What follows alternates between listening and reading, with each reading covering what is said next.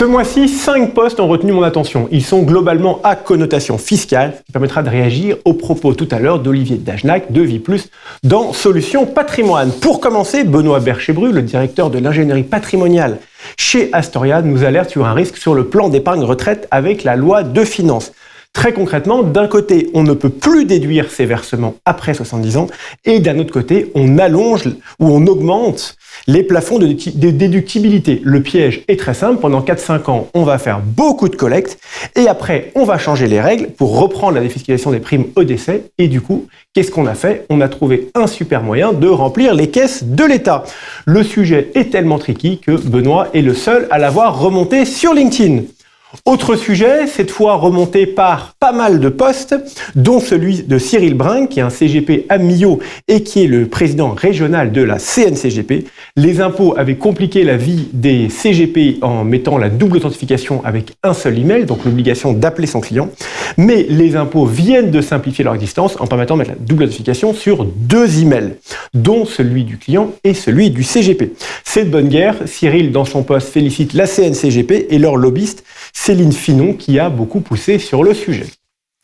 Malraux, Cellier, Pinel, ce sont des mots que tous les CGP connaissent, presque des mots communs. Il va en être de même avec Jean Brun.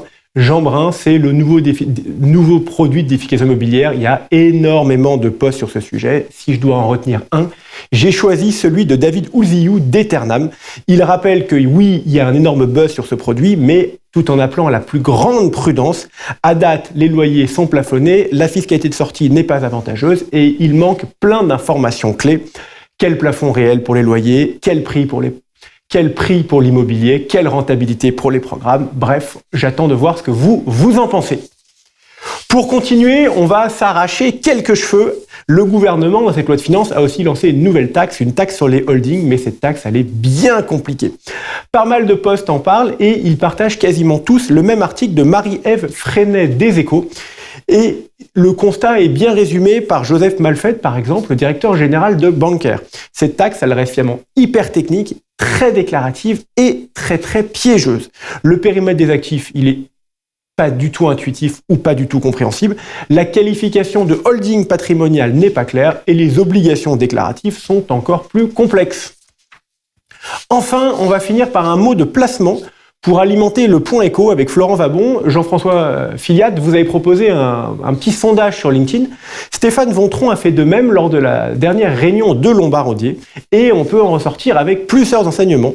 La croissance mondiale est attendue entre 2,5% et 3%. 3%, c'est aussi le taux attendu pour la Fed, alors que le statu quo est prévu en Europe. Et la dette paraît être la principale vulnérabilité des marchés. Et du coup, les allocations, elles ont quoi? Elles ont une préférence pour les actions et des stratégies diversifiées. Le non-coté, lui, est moins prisé. Bref, des CGP plutôt confiants pour 2026. Vous souhaitez nous remonter des posts, vous souhaitez qu'on nous alerte sur des sujets, n'hésitez pas à nous taguer, et plus encore, Jean-François Filiatre ou moi-même dans des posts LinkedIn, et nous serons ravis d'en parler le mois prochain.